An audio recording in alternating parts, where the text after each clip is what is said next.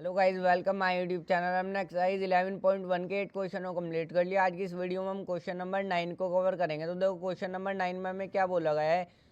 A brooch is made with silver wire in the form of a circle with diameter 35 mm। देखो, question number 9 में जो है एक broach बना है और वो जो है हमारा सिल्वर वायर से बना है। सिल्वर वायर यानी कि चांदी के तार से बना है इन the form of a circle, और वो जो है हमारा सर्कल की फॉर्म में है जिसकी डायमीटर हमें दी हुई है 35 mm। अब देखो, ब्रोच क्या होता है। ब्रोच जो है हमारा एक पिन टाइप होता है ज्वेलरी का। ये जो है आप इस पे गूगल पे देख सकते हो, ब्रोच सर्कल सर्कल फॉर्म, तो वहाँ पर जो है इसके डायग्राम आ जाएंगे। ये जो है मैंने बता दिया, एक ज्वेलरी टाइप होता है। यहाँ पर सिल्वर वायर से हमारा ब्रोच बना है और वो जो है सर्कल की फॉर्म में है जिसकी डायमीटर हमें दी हुई है। तो देखो आगे क्या बोला गया है। The wire is also use in making 5 diameter which divide the circle into 10 equal sectors. अब देखो, ये जो है हमारा वायर है, ये जो है हमारा 5 डायमीटर बनाने में भी यूज़ किया गया है वायर को। यानी कि जो हमारा चांदी का तार है उसको जो है 5 डायमीटर बनाने में भी यूज़ किया गया है। विच डिवाइड द सर्कल, जो हमारा जो है सर्कल को 10 इक्वल सेक्टर में डिवाइड करता है। अब देखो, इसका डायग्राम हमें क्वेश्चन में दिया हुआ है, देखेंगे तो अच्छे समझ में आ जाएगा। तो देखो, ये जो है हमारा क्या है, ब्रोच है, और ये जो है हमारा सर्कल की फॉर्म में है। इसके अंदर जो है हमारी 5 डायमीटर भी बनाई गई है। एक ये रही डायमीटर, एक ये रही, एक ये रही, और एक ये रही हमारी, और एक ये रही। देखो, 1 2 3 4 5, कितनी डायमीटर हो गई, 5 हो गई। तो यहाँ पर ये वाली तो यही है। देखो, 5 डायमीटर है इसके अंदर। हमें तो देखता हूँ क्या फाइंड आउट करने को बोला है। Find the total length of A silver wire. हमें जो है सिल्वर वायर की टोटल लेंथ यहाँ पर फाइंड आउट करनी है। The total length of A silver wire required, मतलब कि हमें जो है उस ब्रोच को बनाने के लिए वो कितना कितना लंबा वायर चाहिए होगा। तो यहाँ पर से हमारे से पूछा, और सेकंड वाले पार्ट में क्या पूछा है, the area of each sector of the broach. देखो, यहाँ पर जो ब्रोच में हमारे सेक्टर बनना है ना, एक ये सेक्टर बनना है, एक ये सेक्टर बनना है, एक ये सेक्टर बनना, हर एक सेक्टर का क्या एरिया होगा ये हमारे से पूछा है। तो देखो, सबसे पहले जो है मैं इसकी लेंथ फाइंड आउट करता हूँ। अब इसकी लेंथ हमारे से पूछी है, the length of A silver wire की लेंथ पूछी है। देखो, यानी कि एक तो यहाँ से लेके यहाँ तक की लेंथ, इसकी सरकमफ्रेंस हो जाएगी बाउंड्री, और 5 डायमीटर भी हो जाएगी। 1 2 3 4 5, इस तरीके से हमें जो है पांचों डायमीटर की भी लेंथ पता होनी चाहिए। सपोज एक डायमीटर की जो लेंथ हमें दी हुई है, कितनी दी हुई है, सपोज 5 mm दी हुई है, 5 mm यानी कि मिलीमीटर। तो हमारी जो है 5 डायमीटर की लेंथ कितनी हो जाएगी, 5d कर दो, 5 की मल्टीप्लाई कर दो डी में, तो कितना हो जाएगा 5 इंटू में डी की वैल्यू कितनी है, 5 है, तो कितनी हो जाएगी 5 डायमीटर की लेंथ 25 mm। इस तरीके से हम जो है कुछ यहाँ पर फाइंड आउट करेंगे। और इसकी सरकमफ्रेंस भी हमें चाहिए, यानी कि बाउंड्री भी चाहिए हमें, बाउंड्री की लेंथ भी हमें यहाँ पर चाहिए। तो देखो किस तरीके से निकालूंगा मैं इसकी लेंथ। सबसे पहले जो है फर्स्ट वाले पार्ट को सॉल्व करता हूँ।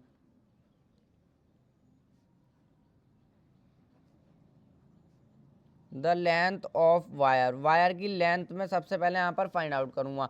अब मैंने बता दिया, देखो डायग्राम उठा लेता हूँ। एक तो मुझे जो है इसकी ये बाउंड्री चाहिए, ये भी वायर ही है। यहाँ पर ये जो सब जगह यूज़ किया गया है डायमीटर में और ये बाउंड्री में, सब वायर है हमारा सिल्वर वायर। तो यहाँ से लेके यहाँ तक की भी लेंथ मुझे पता होनी चाहिए, और इन पांचों डायमीटर की भी लेंथ मुझे पता होनी चाहिए। तो क्या क्या ऐड करूँगा मैं, सबसे पहले तो यहाँ पर लिखो सरकमफ्रेंस ऑफ सर्कल।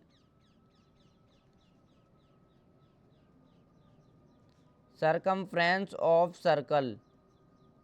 अब सरकमफ्रेंस ऑफ सर्कल चाहिए उसके लिए मुझे, यानी कि ये बाउंड्री की लेंथ पता होनी चाहिए मुझे। उसके लिए सरकमफ्रेंस ऑफ सर्कल प्लस में मैं इसमें ऐड कर दूंगा कितनी, यहाँ पर डायमीटर कितनी है, यहाँ पर 1 2 3 4 5, 5 डायमीटर है यहाँ पर, प्लस में 5d।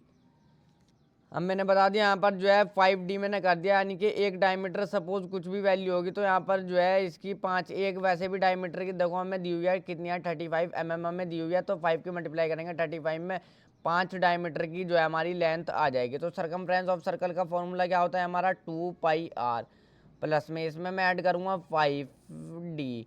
तो यहाँ पर देखो बस वैल्यू पुट करो, कुछ भी नहीं है, 2πr यानी कि 2 इंटू में 22/7। अब r की वैल्यू क्या हो जाएगी, तो यहाँ पर रफली बता देता हूँ। डायमीटर हमारी कितनी है, 35 mm है।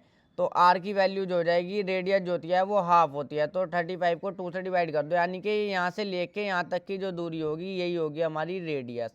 और अगर मैं पूरे की बात करूँ, इसकी पूरे की, तो पूरी होती है डायमीटर, ये तो आपको अच्छे से पता होगा। तो रेडियस जो है 2 से डिवाइड कर दो इसको, डायमीटर को, तो रेडियस की वैल्यू आ जाएगी। रेडियस की वैल्यू 35/2 ही हो जाएगी।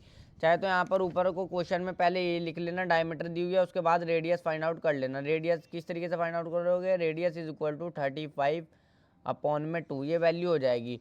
तो यहाँ पर रख दोगे बस, इंटू में रेडियस कितनी है हमारी 35/2 और प्लस में 5d, 5 इंटू में डी की डायमीटर हमें क्या दिया हुआ है, देखो हमारा एक यहाँ पर ब्रोच बना था सिल्वर वायर से सर्कल की फॉर्म में, डायमीटर जिसकी थी कितनी 35 mm। तो डायमीटर की वैल्यू क्या हो जाएगी 35। बस अब जो है देखो यहाँ पर इसको काट लो, ये 2 1 2 हो जाएगा और 2 1 2 हो जाएगा ये, और ये 7 5 सा कितना हो जाएगा 35 हो जाएगा। तो देखो मल्टीप्लाई कर लो 2 इंटू 11 और इंटू 5 हमारा कितना हो जाएगा, यहाँ पर से हमारा हो जाएगा 110। ये हमारा 110 हो गया, प्लस यहाँ पर जो है प्लस का निशान आ जाएगा, 5 की मल्टीप्लाई कर लो 35 में तो क्या आ जाएगा 175, यहाँ पर से आ जाएगा 175 इज इक्वल टू, अब देखो इन दोनों को ऐड कर दो तो क्या आ जाएगा हमारा 285, और यहाँ पर जो है यूनिट इसके आगे mm आ जाएगी। तो यही जो है हमारा एक तो आंसर हो जाएगा, वायर की लेंथ जो है हमारी यही हो जाएगी 285 mm, यही जो है आंसर हो जाएगा। अब देखो सेकंड वाले पार्ट को भी कर लेता हूँ, बिल्कुल आसान है, हमें जो है उसकी देखो इसकी लेंथ निकालनी थी वायर की, तो ये भी सारी हमारा जो है वायर ही है, ये अंदर भी सब वायर ही यूज़ किया गया है, तो सबकी टोटल सारी लेंथ हमें निकालनी होगी। तो देखो क्या बोला गया, the area of each sector of the broach, broach के हर एक सेक्टर का हमें जो है एरिया फाइंड आउट करना है। हमने जो है सेक्टर के एरिया फाइंड आउट कर भी लिए, यानी कि इसका एरिया क्या होगा, इसका एरिया क्या होगा, इसका, उससे सबसे पहले मुझे जो है यहाँ पर ये जो अंदर एंगल बनना है ना, ये एंगल पता होना चाहिए। क्या पता होना चाहिए, ये एंगल पता होना चाहिए। अब देखो ये जो है इस तरीके से बना है, मैं इसको एक बार जो है अलग से बना लेता हूँ। इसको जो है देखो मैं ये थोड़ा यहाँ पर सही नहीं बना, इधर साइड में बना लेता हूँ। देखो इसको सबसे पहले मैं जो इस तरीके से सर्कल बना लूँगा, यहाँ पर जो है 2 डायमीटर बना लूँगा, एक इस तरीके से बना लूँगा, एक इस तरीके से बना लूँगा। अब देखो अगर मैं आपसे पूछूँ ये यहाँ से लेके यहाँ तक का कंप्लीट एंगल कितना होगा, कितना होगा 360 डिग्री का। अब देखो हम जो है एक एंगल किस तरीके से निकालेंगे, यानी कि मैं जो हूँ इस वाले सेक्टर का एंगल किस तरीके से निकालूंगा। अब जो इस सेक्टर का एंगल होगा वही इसका होगा, वही इसका होगा, वही इसका होगा, क्योंकि ये जो है हमारे 10 इक्वल सेक्टर है। क्योंकि ये जो है देखो हमारे ध्यान से समझो 10 इक्वल सेक्टर है, तो सबसे पहले क्या लिखोगे, angle, angle of each sector, angle of each sector, हर एक सेक्टर का हमारा जो है एंगल क्या होगा। कंप्लीट एंगल कितना होता है, देखो यहाँ से लेके यहाँ तक की दूरी की, अगर यहाँ से लेके यहाँ तक के कंप्लीट एंगल की बात करूँ कितना होता है 360 डिग्री का। तो 360 डिग्री को डिवाइड कर दो किससे, देखो यहाँ पर ये जो है कितने हिस्सों में हमारा जो है सर्कल बट गया है। अगर मैं देखूँ कितने हिस्सों में बट गया है, देखो 1 2 3 4 5 6 7 8 9 10, ये जो है हमारा 10 हिस्सों में सर्कल बट गया, यानी कि 10 इक्वल पार्ट्स है इसमें। तो 10 से जो है डिवाइड कर दो, 10 से डिवाइड कर देंगे, 0 से 0 कट जाएगी, क्या आ जाएगा 36 डिग्री, यानी कि एक सेक्टर के अंदर जो एंगल बनेगा वो जो होगा हमारा 36 डिग्री का होगा। अब चाहे इनको ऐड भी कर दो, 36 को जो है 10 बार ऐड कर लो, 36 इसमें भी 36 डिग्री का एंगल बनेगा, इसमें भी, इसमें भी, इसमें भी, यहाँ पर भी 36 डिग्री का एंगल बनेगा, तो सब में 36 डिग्री का एंगल बनेगा। अब ये जो है देखो कितने सेक्टर है, 10 सेक्टर हैं, तो 10 प्लस 10 बार ऐड कर दो या 10 से मल्टीप्लाई कर दो, तो 360 डिग्री, इस तरीके से टोटल एंगल कितना हो जाएगा, कंप्लीट एंगल 360 डिग्री।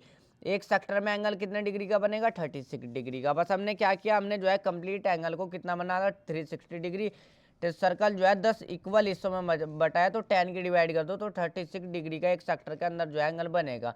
अब यहाँ पर देखो क्या जो हमें फाइंड आउट करना था मेन, वो मैं जो हूँ चीज़ फाइंड आउट कर लेता हूँ। तो यहाँ पर क्या लिखोगे, area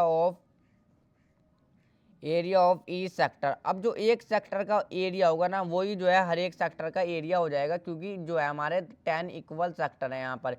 area of each sector, हर एक सेक्टर का हमें एरिया निकालना है। सेक्टर निकालने का फॉर्मूला क्या होता है, थीटा अपॉन में 360 डिग्री इंटू में पाई आर स्क्वायर। ये जो है हमारा देखो फॉर्मूला होता है, पीछे हमने पढ़ भी लिया। अब थीटा यहाँ पर क्या होता है, थीटा जो होता है देखो एंगल होता है, मैंने बता दिया एंगल कितने डिग्री का बनना है एक सेक्टर में 36 डिग्री का। तो 36 यहाँ पर पुट कर दो अपॉन में 360 इंटू में पाई आर स्क्वायर, पाई की वैल्यू पुट कर दो 22/7 इंटू में आर स्क्वायर। रेडियस कितनी है 35/2, 35/2 और इंटू में 35/2, ये हमारी रेडियस हो जाएगी।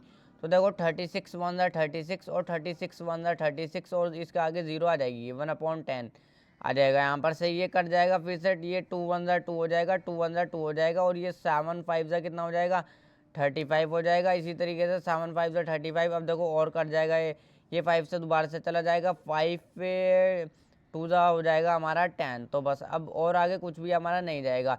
11 की मल्टीप्लाई कर लो 35 में, तो हमारा क्या आ जाएगा 385 यहाँ पर से हमें मिल जाएगा 385 अपॉन में बस यहाँ पर 2 रहेगा, एक 2 ये रहेगा, 2 की मल्टीप्लाई 2 में हो जाएगी, 2 2 का कितना हो जाएगा 4 हो जाएगा, इसके आगे जो है एम स्क्वायर आ जाएगा। मैंने बताया हुआ है एरिया जो आता है हमारा हमेशा वो जो है स्क्वायर में आता है, तो मिलीमीटर स्क्वायर जो है यहाँ पर इसके आगे यूनिट लग जाएगी, यूनिट ज़रूर लगाना इनके आगे।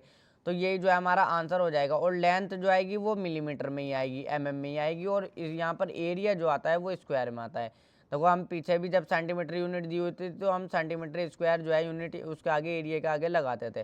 तो ये जो है दोनों आंसर हो जाएगा। देखो एक दो बार इस क्वेश्चन को कर लेना, बिल्कुल आसान क्वेश्चन था।